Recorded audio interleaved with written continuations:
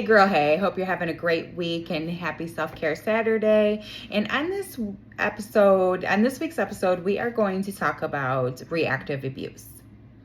And I don't think there is a lot of awareness around this issue, so I just wanted to bring some awareness and talk about a few things that could be happening in your life and you may not even be aware that it is this type of abuse. I think there is a lot of knowledge, awareness around emotional abuse, physical abuse, mental abuse, but this reactive abuse is also a type of abuse that is often, I think, goes unknown because I don't really feel that a lot of people talk about it. So I just wanted to kind of share some things about it and make people more aware of that if this is happening to you, that this is an abusive type of treatment and that you don't have to take it and you shouldn't, right? Because it doesn't get better. We will get into it a little bit more in detail a little later in this video. So the first thing that I wanted to talk about is what reactive abuse. There's not awareness around it, and I don't think people really realize that it is abuse. Reactive abuse can kind of be a tricky thing to recognize because it often happens in a response to someone else's ongoing manipulation, control, or mistreatment. So due to you being mistreated, constantly triggered, whatever, you react in a negative way to that treatment, and then the person who is doing these things, they use that as putting you as the aggressor, that you are the problem, right? You're the one that's causing the issues because you're speaking your mind, or you're feeling finally so frustrated that all of your emotions are bubbling up and coming up. And so there is several ways that this can look, and so I just wanted to kind of share some and let you know that if this is happening to you, that you don't have to, I don't suggest you to stay in these type of situations with any type of relationship, and even if it is a family member or whatnot, I would definitely distance yourself. If you don't feel comfortable totally evolving the relationship, I would distance yourself because it's not a healthy dynamic and it's never going to be a good situation for you. So the first thing that you may kind of feel is you may feel guilty for exploding after being pushed too far. You may find yourself yelling, crying, or becoming aggressive after being provoked for a long time. And then you feel like you're the problem. And here's an example. I kind of already gave them one, but we'll give another one. So after days of being ignored, insulted, or gaslight, you finally scream, and then, you get told, see, you're crazy. You're the problem. You're the one. Don't let anybody make you feel that you are the issue when you are being hurt and you're finally reacting to that. But we're going to get into a little bit more of the reacting part in later on in the video, so stay tuned. So the second thing is that you're constantly apologizing even when you were harmed, right? So you may feel like you overreacted and now you're rushing to make peace, and even though the reaction came from a constant emotional pressure, you're still feeling that you need to be the one to apologize and to make the peace. And that is kind of like a people pleaser type of style too. And so you just want to be aware of that and not feel that you need to apologize for somebody mistreating you. So this is a really good one. Your abuser plays victim, right? Making you doubt your sanity. So they may record you, put you on the spot in front of family, friends, whatever, to basically they say something to you and then you react to what they're saying or treating you, right? They may not even say it. They just may be treating you a certain way. So you react to that treatment and, look like see, I'm the good guy, she's the bad one, because I'm reacting to what they have said or how they've treated me. But a lot of the times, people will only really kind of pick up on your reaction and not what caused your reaction. So you want to be aware of that. And then also you can catch yourself trying to be the nice person, right? To prevent another outburst. Like, instead of holding others accountable, you walk on eggshells and try to manage your reactions to avoid being labeled as the bad one. Unfortunately, it can happen. You know, you can be labeled as the bad one, but I wouldn't take too much offense to that, because again, people are only making these judgments because that's all they're able to see within their perception of what's going on. And again, I don't think a lot of people are aware of this reactive abuse style. And so that's why I'm making this video and trying to bring more awareness to it, to allow people to maybe see it in a different light. And then maybe not everybody, or not everybody, but you know, maybe more people will look at it with different eyes. So you may feel like you are losing control over yourself. You may feel ashamed of how you reacted, even though your behavior was a response to ongoing mistreatment or boundary violations, but you still feel that you're the problem because they have made you constantly feel that way. And so, you know, if you're feeling that way, I would definitely do some journaling, because it's not you, it's not your fault, and you're not losing control, right? You're just reacting to the abuse and you don't know what to do about it. So you just react to it and try to get your voice heard, get your needs met, and it often goes on deaf ears with these type of people. So I hear ya, I feel ya, been there, so I know. And then also, you know, you may have trouble trusting your own emotions, because you might feel like you're too sensitive or unstable because you're constantly reacting to being emotionally violated. And, you know, so then they are continuously gaslighting you to make you look and feel like you're the problem again, right? It is kind of like a roller coaster ride of it. But just know that you're not unstable, and that there is healing that you can do to help you become better in this situation. And then also, you know, I've already kind of said this, but I'm going to say it again. And where people, you know, often see your reaction, not what caused the reaction, right? So they see how you're reacting, but they can't see the reason why you're reacting to that, especially if the person is coming off so like calm and nice, and you know what I mean? Because some of these manipulative people, they do it in such a nice kind of way, like so calm and cool, but it is like low-key terrible. And that will get you to where, you know, you're being pushed, right? Emotions are bubbling up and you're being reactive to their neglect of giving you your needs, helping you get your needs met. So now I say all that, and I'm just going to give a couple things that I've gone through personally in my life that kind of led me to want to do this video and make a little bit more awareness around it. And so, you know, when I was a little girl, as I've said in my other videos and stuff like that, that my mother really wasn't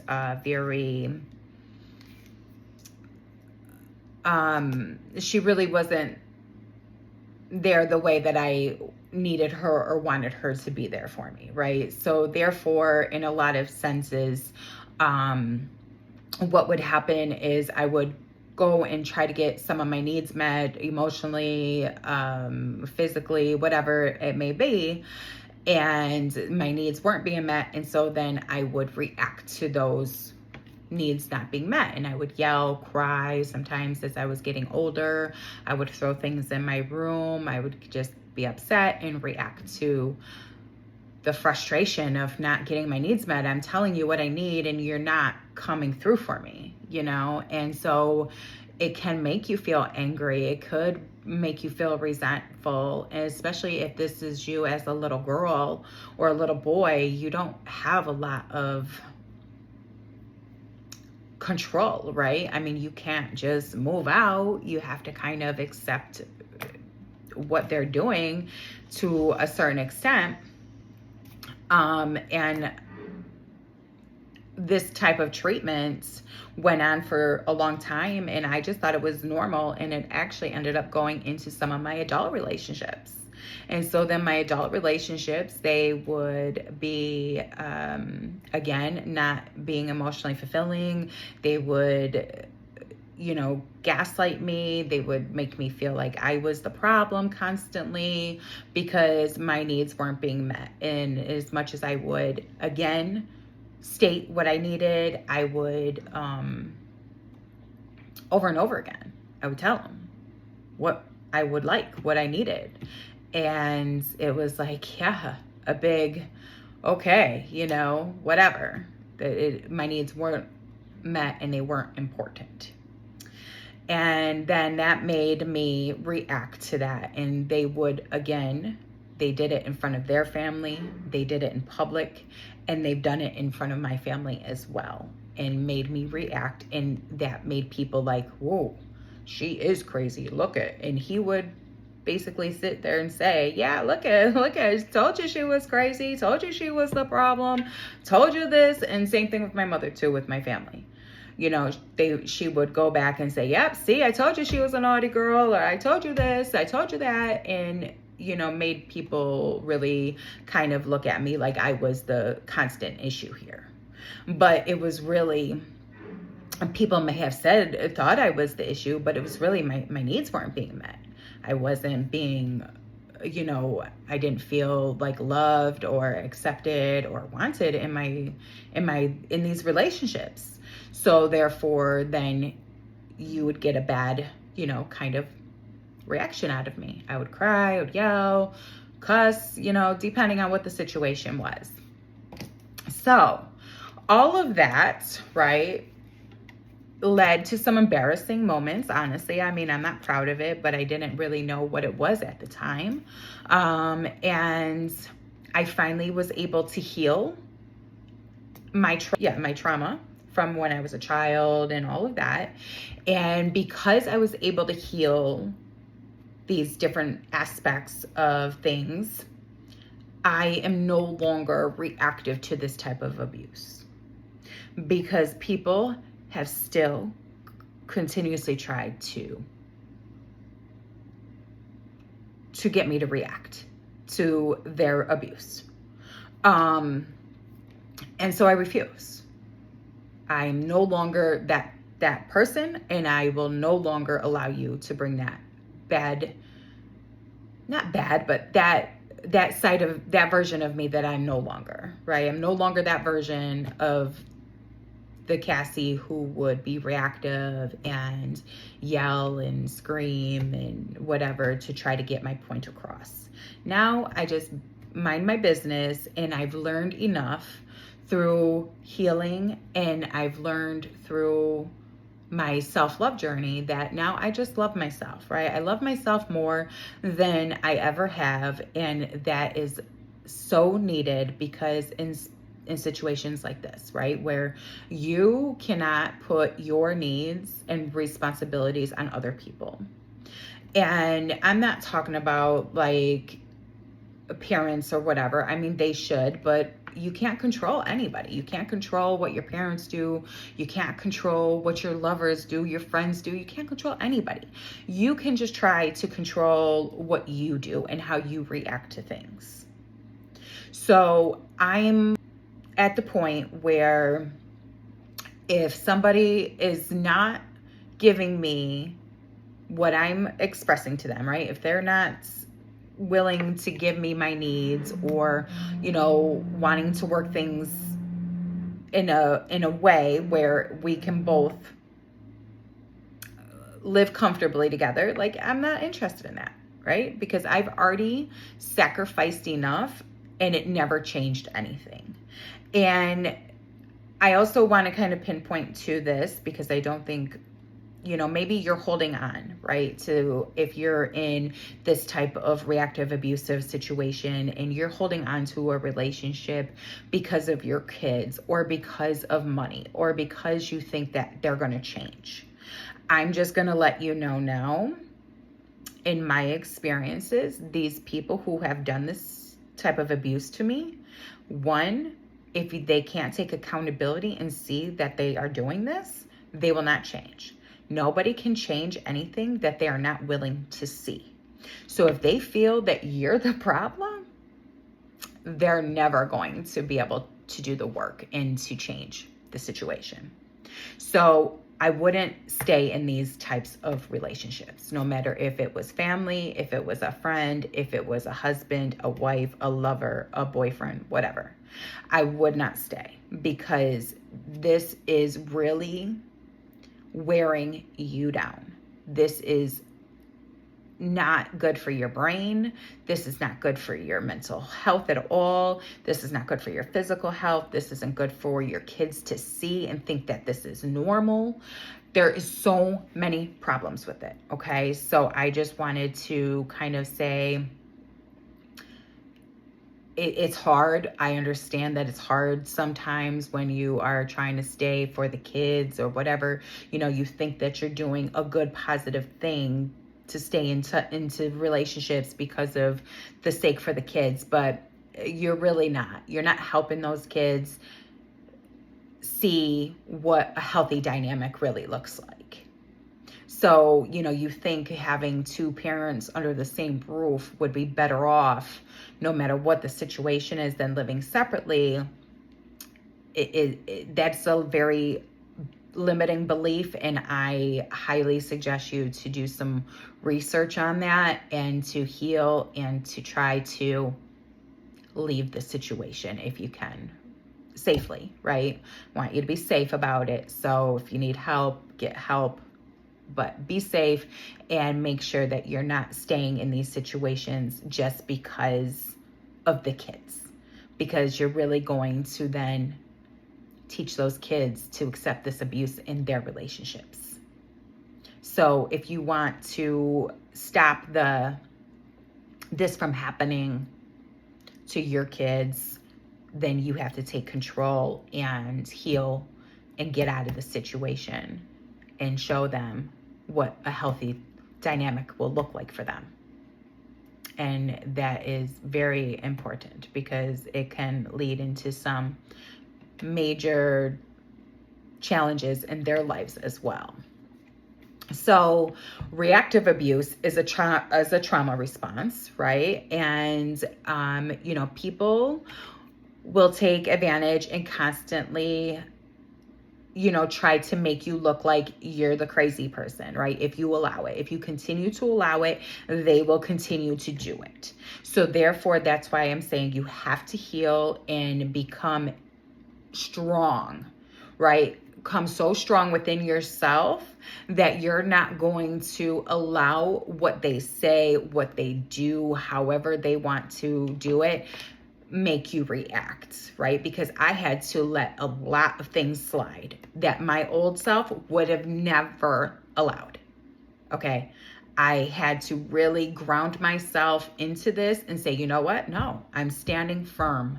I'm not going to continue to allow them to bring this old version of me in. So then what they can say, oh, see, I told you she wasn't healed. Oh, I told you she wasn't doing this, or that she didn't do this, or she did that, or whatever, to continuously make me look like I was the bad person, or I was the person that was unhinged or unhealthy, or whatever the case may be. So you may really you got to get strong in this, right? And seek the Lord for some strength in it, because I had to, I had to a lot, because it was, you could tell people would come back and ask you like certain things, and just knew, once you see something with more clarity and clear eyes, it's really hard to like let things slide, right? So before I was healed, I didn't see this as abuse. It was normal to me. So I just thought it was normal activity. And then I healed, went on this amazing transformation, and now I see it where, okay, yeah, that is abuse. It is a trauma response. My reaction is due to the trauma that I endured, and in order to stop doing that, we need to heal. And I think there's a lot of this going on in the world, to be honest. And that's why people are just so popping off so easy. Like, you say one thing and boom, it triggers them, and they are off with the mouth and saying whatever they want to say. But if you do the work to heal and to take control over yourself and your emotions, which will help in your healing process, because in your healing process, you do become more emotionally mature. And I guess I'll say this too, because a lot of people may not know, and I've said this in other videos, but if you're a new watcher, something like that. So a lot of people get stunted at their emotional maturity level from the time that they were emotionally traumatized, right? If that makes sense. So if you were emotionally traumatized, like at 10 years old, 11 years old, guess what? Your emotional maturity level is at that age. And that's why there's so many grown people out here, grown as being adults, but they have the emotional maturity level of a very young person, because they were emotionally traumatized and they didn't do the work, right, to become healthy and work through that. And I think a lot of people didn't even know how to do it, because it was never really talked about. And I think there was just a lot of not knowing, and maybe even shame, lots of different things. And that's okay. But now that there's so much more awareness around this situation, and more awareness around how we can heal and become better versions of ourselves, we have to take advantage. We have to do this work, so then we can become better versions of ourselves, and then also show the younger generations that it's possible. This new life can happen, and even maybe inspire some of the older people in our lives to heal and to do this work. Because so many people just think like, oh, well, I don't have to, because maybe they didn't have such a terrible life, but they still have very much traumatized energy, right? When you're coming through as kind of like a manipulative way and different things like that. There's just been some different things that I've been able to kind of recognize now as a healed version of myself, that was like, okay, I used to think that certain people were like, oh my God, they were the cream of the crop, right? But it was because I was unhealed and I was at a lower version, and now a lower version of myself. And now I'm at a higher version of myself. And I'm like, whoa, yeah, that's not really the cream of the crop anymore, right? So sometimes when you are traumatized and all of that, you have a lower perception on things. You can't see because your perception is so close to what is currently going on and how you are currently feeling. And that's why healing is so important in this world, because it helps you just be able to see more clear, have more understanding of why this happened, and more clarity of how you can, move forward in more of a positive and healthier manner. And I'm sorry, this video is a little long, but I just really felt very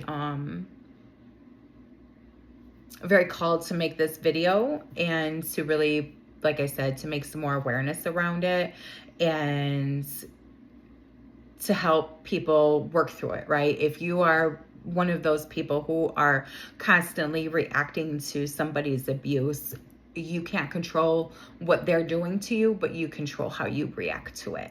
And the first thing that you would want to do is start to heal those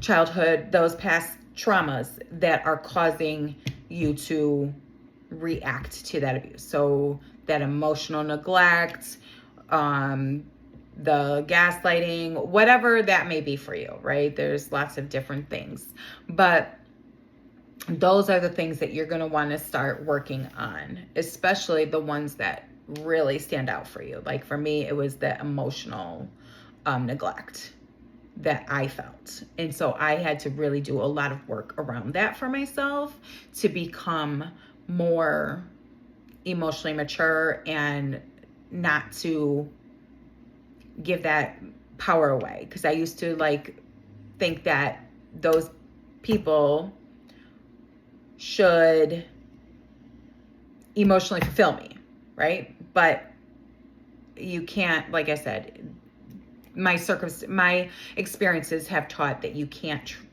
put that dynamic on other people.